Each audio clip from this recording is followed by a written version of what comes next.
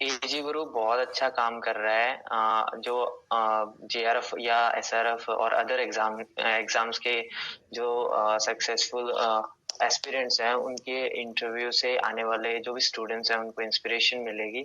बहुत अच्छा काम कर रहे हैं। जो भी लेटेस्ट एग्जाम से रिलेटेड या अन्य चीज़ों के अपडेट आ रहे हैं, उनको ये कंटिन्यूसली आप तक पहुंचा रहे हैं। तो आप ज़्यादा से ज़्यादा इनके चैनल को सब्सक्राइब कीजिए, शेयर कीजिए और फॉलो कीजिए। सब्सक्राइब कीजिए जी गुरु चैनल को, बेल आइकन को दबाइए लेटेस्ट एग्रीकल्चर वीडियोस सबसे पहले देखने के लिए। हेलो दोस्तों, आप सबका स्वागत है आपके अपने एजुकेशन चैनल में। मैं अंकित कुमार, इस चैनल का होस्ट और आप सबका दोस्त। मैंने आप सबके लिए ऑल इंडिया के एग्रीकल्चर टॉपर्स के इंटरव्यू की सीरीज स्टार्ट की है, जिसमें आपको लगातार JRF, SRF, agriculture supervisor, agriculture officer और other agriculture competitive exam selected student से आपको लगातार मिलवाता जा रहा हूँ। इसी सीरीज में आज हमारे साथ है मिस्टर हरभजन सिंह जी। ये हनुमानगढ़ राजस्थान के रहने वाले हैं। इन्होंने अपना यूजी एमपीयूटी उदयपुर से कंप्लीट किया और अपना पीजी बीएचयू वाराणसी यूपी से कंटिन्यू कर रहे हैं। इन्होंने फिजिकल साइंस से जेआरएफ 2021 का एग्ज़ाम दिया था और इनका ऑल इंडिया रैंक 23 था और कैटेगरी रैंक इनका 9 रैंक था। और तो आज इनसे जानें कि इन्होंने कौन सी बुक्स पढ़ी थी, क्या प्रिपेयर स्टडीज थी और किस तरह इस एग्ज़ाम को क्रैक किया। पूरा ए टू जेड इन्फॉर्मेशन आपको इस वीडियो को देखने के बाद मिल जाएगा, इसलिए इस वीडियो को पूरा लास्ट तक ज़रूर देखिएगा। और अगर आप हमारे चैनल पर पहली बार आए हैं, पहली बार विजिट कर रहे हैं, तो चैनल को सब्सक्राइब कर लीजिए, बेल आइकन को ऑन कर लीजिए, ताकि आप ऑल इंडिया के एंट्रेंस अपडेट, जॉब अपडेट सबसे पहले पा सके। तो चलिए स्टार्ट करते हैं। सबसे पहले मेरे तरफ से आपको बहुत बहुत बधाई, और अब आप अपना इंट्रोडक्शन दे दीजिए। हेलो अंकित, मेरा नाम हरभजन सिंह है। मैं राजस्थान के हनुमानगढ़ जिले का रहने वाला हूँ। मैंने अपनी UG Maharana Pratap university of agriculture and technology Udaipur से की है और अभी मैं बीएचयू में soil science and agriculture chemistry department में हूँ। ओके, तो अब आप बताइए, आपने किस सेमेस्टर से इस एग्ज़ाम का प्रिपरेशन करना स्टार्ट किया था? एक्चुअली मैंने प्रिपरेशन थर्ड ईयर के फर्स्ट सेमेस्टर में स्टार्ट किया था, मतलब फरवरी और मार्च के अराउंड। लेकिन क्या हुआ उस टाइम पे, जैसे कोरोना आ गया, तो जैसे कुछ ही दिन हुए थे मैंने स्टार्ट किया, तो फिर वहाँ पे स्टडीज एक तरीके से रुक गई। तो घर पे आए तो घर पे कोई स्टडी मटेरियल था नहीं, तो उस टाइम पे फिर स्टडी रुक गई। जब पहली बार लॉकडाउन खुला था जुलाई में, तो हम जुलाई में उदयपुर वापस चले गए थे। तो वहाँ पे मतलब मेरी जो सीरियस स्टडी थी वो जुलाई में स्टार्ट हुई थी। मतलब ऐसे मान सकते हैं कि थर्ड ईयर के सेकंड सेमेस्टर से मैंने अच्छी तरीके से प्रिपरेशन स्टार्ट की थी। ओके, तो आप कितना टाइम पढ़ते थे? और एक्चुअली क्या था, जो फर्स्ट मतलब पहला सेमेस्टर, मतलब थर्ड ईयर का सेकंड सेमेस्टर था, जब मैंने प्रिपरेशन स्टार्ट की थी, तो मैंने थोड़ा ज्यादा टाइम लगा दिया था एक ही बुक पे, और पढ़ता था मैं 2 घंटे 3 घंटे। तो वो एक ऐसे मानता हूँ कि मेरा मतलब कमी था कि वो चीज आपको नहीं करनी चाहिए। आप स्टार्टिंग कर रहे हो तो आपको फुल टाइम देना चाहिए अपनी स्टडीज के लिए। तो स्टार्टिंग में थोड़ा कम टाइम, बाद में कितना टाइम लास्ट मतलब एग्ज़ाम के लिए में? ऐसा था, जब जब हमारा जैसे जनवरी में मैंने IEEE स्टार्ट की थी, जैसे जो बेसिक बुक है, मेन बुक है ICS के लिए, फिजिकल साइंस के लिए। तो वो बुक मैंने जनवरी में जब रावे पे गए थे तब स्टार्ट की थी। एक्चुअली मेरा ये थोड़ा सा लेट प्रिपरेशन स्टार्ट किया था, बट ऐसा है उस टाइम पे फिर मैंने कंटिन्यूस मतलब दिन में 10 से 12 घंटे मेरे होते थे, और मैंने लास्ट तक 5 से 6 बार IEEE बुक पढ़ दी थी।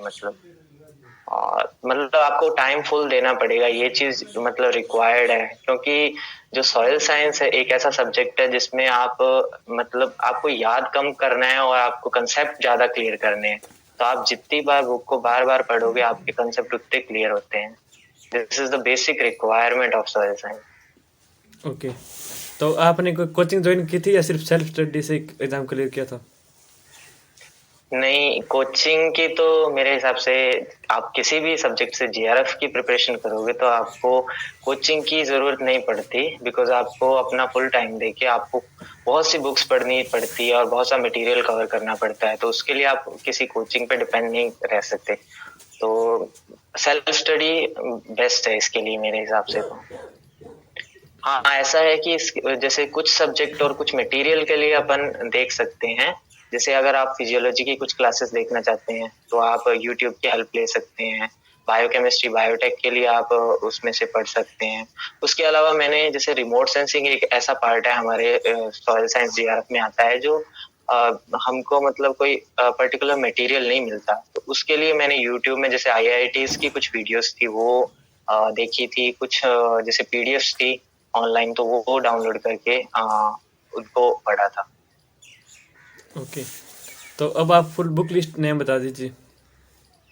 हाँ जी, एक्चुअली क्या है, आप जब बेसिक स्टार्ट करते हो ना तो आप दो बुक पढ़ सकते हैं, या तो आप text book of soil science by विश्वास एन मुखर्जी, या तो आप इसको पढ़िए, या आप introductory soil science by Dilip Kumar, ये बुक भी पढ़ सकते हैं। और ये बुक आप 2 से 3 मंथ में मतलब कोई सी भी बुक पढ़िए, इनिशियल स्टेज पे आप इसको 2 से 3 मंथ में आराम से क्लियर कीजिए भी, और आप कंसेप्ट अपने क्लियर कीजिए, अपना बेस अच्छे से इम्प्रूव कीजिए। और उसके अलावा फिर उसके बाद आप आई ट्रिपल एस स्टार्ट कर सकते हो। इसकी भी 2 बुक्स है, एक तो फंडामेंटल्स ऑफ सॉइल साइंस जो कि 2012 का एडिशन है, और एक है इंट्रोडक्टरी सॉइल साइंस जो 2015 का एडिशन है। और मैंने दोनों ही मतलब पढ़ी थी, मतलब जो मेरी मेजर बुक थी वो तो फंडामेंटल्स थी, और इंट्रोडक्टरी वाली के कुछ कुछ जैसे चैप्टर्स है, आप जैसे मिनरोलॉजी के कुछ चैप्टर है, और जिसमें उसमें एक सॉइल कंजर्वेशन का चैप्टर है, रिमोट सेंसिंग का चैप्टर है न्यू वाली बुक में, तो वो आप पढ़ सकते हैं। और जो बेसिकली फंडामेंटल बुक है ना वो बेटर है मेरे हिसाब से, पर्सनली मैं बता रहा हूँ, जिस जिस तरीके से मैंने देखा है जेआरएफ के प्रीवियस ईयर्स के एग्जाम्स और जो इस साल का भी एग्जाम था, तो उसमें बेसिकली आप दोनों ही बुक अच्छी है, लेकिन मेरे हिसाब से बेस्ट है वो फंडामेंटल है। ओके, ऑब्जेक्टिव बुक बता दिया और आपने। इसके अलावा जैसे आप एग्रोनॉमी का पोर्शन है, मेट्रोलॉजी का पोर्शन है, वो SR रेड्डी से कर सकते हैं, ठीक है। और उसके अलावा एक मैंने सॉइल फिजिक्स के लिए अरुण कुमार साहा की बुक पढ़ी थी, AK साग, वो बुक जरूर आप पढ़ें अगर आपके पास अच्छा टाइम है, मतलब आप पहले से तैयारी कर रहे हैं, तो वो आपका बेस कंप्लीट कर देगी सॉइल फिजिक्स का। और इसके अलावा सुंडा और कात्यायन आप जनरल एग्रीकल्चर के लिए पढ़िए, और कुछ सब्जेक्ट हैं जिन पे आप ज्यादा फोकस करना, जैसे मैंने अभी जैसे आपको पता है ICAR का ट्रेंड चल रहा है कि हर साल पेपर का पैटर्न चेंज होता है, तो आप कुछ ऐसे सब्जेक्ट को लेके चलिए। जैसे इस बार क्या था, एक्सटेंशन का पार्ट आया था कुछ जो लास्ट ईयर्स में कभी नहीं आया, और एंटोमोलॉजी का जैसे एग्रोकेमिकल्स का पार्ट है ना, इस बार काफी क्वेश्चन देखने को मिले थे, तो उस चीज के लिए आप कुछ अलग से रेफरेंस बुक्स भी रेफर कीजिए, ये सजेशन है मेरा। और आप ऑब्जेक्टिव बुक्स है जैसे टी रमेश की बुक है एक वो मतलब काफी कंसेप्चुअल बुक है, वो आप अच्छे से पढ़िए। उसके अलावा एक महाजन की बुक आती है, वो जरूर पढ़िए। और एक जो पुराने जो सारे पेपर्स है कंपाइल्ड किए हुए हैं, ई लॉन्ग एवन की बुक आती है, ठीक है। और बस यही बुक्स थी जो मैंने पढ़ी थी। Okay, very nice explanation about books, क्योंकि बुक्स के बारे में कंफ्यूजन रहता है स्टूडेंट्स को ज़्यादा। और हाँ जी। और हाँ, एक चीज मैं जरूर बताना चाहूंगा कि जैसे रिमोट सेंसिंग का पार्ट है ना, वो आप अच्छे से क्लियर कीजिए कि आप इसके लिए जैसे इसरो की, नासा की, और ये जो ऑफिशियल साइट्स है इन पे जाइए, पहले तो इनकी खुद की हिस्ट्री देखिए, फिर इनके द्वारा जो भी न्यू सैटेलाइट्स लॉन्चेज हुई है, न्यू जो प्रोजेक्ट वगैरह स्टार्ट हो रहे हैं, और करंट में कौन कौन सी सैटेलाइट्स चल रही है, वो जरूर नोट कीजिए। और क्योंकि उसके क्वेश्चन कई बार आ जाते हैं। और जेआरएफ एक ऐसा एग्जाम है जिसमें एक एक क्वेश्चन मायने रखता है, क्योंकि मैंने देखा है जिस जिस बंदे का मेरे से एक क्वेश्चन ऊपर था, उसकी कम 5 से 7 रैंक मेरे से हाई थी, सिर्फ एक क्वेश्चन की वजह से। तो आप एक्यूरेसी प्लस में क्वेश्चन मैटर करते हैं, तो ये चीज आप ध्यान रखें। ओके, और आप जो स्टूडेंट्स इस वीडियो को देख रहे हैं, आप सबको इन बुक्स का लिंक डिस्क्रिप्शन में मिल जाएगा। और मैंने आप सबके लिए एजी गुरु नाम से अमेजन पर स्टोर बनाया हुआ है, उस पर जेआरएफ के सभी एग्जाम के इम्पोर्टेंट बुक्स वहाँ पर ऐड की हुई है, आप वहाँ पर जाकर परचेज कर सकते हैं। तो अब आप बताइए, आपने हैंड रिटन नोट्स कैसे प्रिपेयर किए? ये चीज़ तो मैं आपको बताना चाहूँगा स्पेशली। एक्चुअली बच्चे क्या करते हैं, जो मैंने भी किया था इनिशियल में, कि हैंड रिटन नोट्स अपन ऐसे बनाते हैं कि जैसे अपन पढ़ रहे हैं तो अपन बेसिक चीज़ें उसको लिखते जाते हैं और इस तरीके से अपन नोटबुक्स भरते रहते हैं। तो ये मैंने भी किया था शुरू में, लेकिन हालाँकि मेरे लास्ट में क्या हुआ, वो जो नोटबुक थी मैंने देखी भी नहीं, पूरी प्रिपरेशन में, हालाँकि लास्ट टाइम पर भी नहीं मैंने देखी। तो आप जो अपने हैंड रिटन नोट्स है वो इस तरीके से बनाइए कि जो चीजें आपको न्यू मिल रही हैं या वो क्वेश्चन जो आपको मतलब पुराने पेपरों में है उनके नोट्स बनाइए, और जो टॉपिक्स जिनमें आपको ज्यादा डाउट रहते हैं उनके नोट्स बनाइए। और ये चीज रहती ही रहती है कि आप चाहे कितने ही नोट्स बना लो, आपको बुक्स ही पढ़नी होती है और नोट्स ज्यादातर बच्चे नहीं पढ़ पाते हैं, मैं भी नहीं पढ़ पाया था।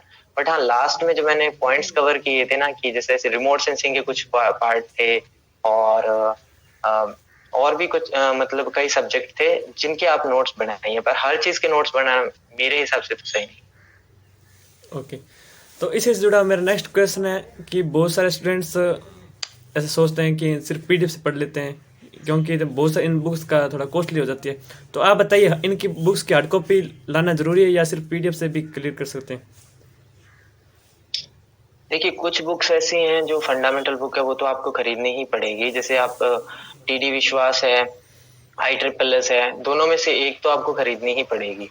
और पीडीएफ है, पीडीएफ की के अलावा तो मतलब पीडीएफ से ज्यादा इतना कवर नहीं हो पाएगा, आपको बुक्स तो लानी ही पड़ेगी। लेकिन हाँ, कुछ कुछ सब्जेक्ट है जिसमें से कम मटेरियल आता है, तो उनके आप या तो जेरोक्स करवा सकते हैं, और जो भी जितना पार्ट आने वाला है, और ज्यादातर पीडीएफ पे डिपेंड नहीं रहना चाहिए, कहने का मतलब ये। ओके, तो अब आप बताइए, अब आप मेन एग्जाम को किस तरह हैंडल किया आपने, कितने क्वेश्चन किए थे, एग्जाम का क्या पैटर्न रहता है और नेगेटिव मार्किंग से किस प्रकार बचना चाहिए?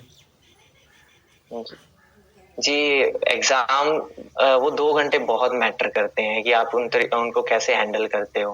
ठीक है, जैसे मैंने पहला राउंड किया था तो मैंने अप्रोक्सीमेटली जो क्वेश्चन मेरे को आ रहे थे ना, तो मैंने वही वही किए थे, तो अप्रोक्स मैंने 80 क्वेश्चन कर दिए थे। और जब सेकंड राउंड आया, बहुत से ऐसे क्वेश्चन थे जो नए थे, तो मैंने एक बार तो उनको स्किप कर दिया, और फिर उनके बाद जो 50-50 वाले थे वो मैंने अटेम्प्ट कर लिए। तो इस तरीके से मैंने एक बार 100 कर दिए। बट फिर मैंने ये सोचा कि 100 के हिसाब से मेरे नंबर कितने बन रहे हैं और मेरी एक्यूरेसी कितनी आ रही है, क्योंकि वहां पे आपको अंदाजा लग जाता है। तो मेरे को मेरे क्वेश्चन कम लगे थे, तो फिर मैंने 15 क्वेश्चन और अटेम्प्ट किए। मतलब मैंने टोटल 115 क्वेश्चन अटेम्प्ट किए थे, जिनमें से मेरे 100 क्वेश्चन सही गए और 15 क्वेश्चन थे वो नेगेटिव गए थे। तो आपको ये चीज ध्यान रखनी चाहिए कि आप ज्यादा कम भी मत कीजिए क्वेश्चन, कि जैसे नेगेटिव होके आपका जो मार्जिन बच रहा है ना, वो भी कम नहीं होना चाहिए। तो आपको थोड़ा रिस्क फैक्टर भी बियर करना पड़ता है, बट आपको एक्यूरेसी भी साथ में लेके चलनी पड़ती है। ऐसा भी ना हो कि आपको कम क्वेश्चन आ रहे हैं लेकिन आप फिर भी ज्यादा क्वेश्चन अटेम्प्ट कर रहे हो, तो वो चीज मतलब आपको एवरेज बैलेंस बना के चलना पड़ेगा, ये चीज है। ओके, और 2 घंटे का टाइम इनफ रहता है क्या? हाँ, इनफ रहता है आराम से। जैसे सॉइल साइंस के लिए इनफ रहता है, आप आराम से 2-3 राउंड ले सकते हो और बच भी जाता है। मेरे 10 मिनट बच गए थे, 10 से 20 मिनट आराम से।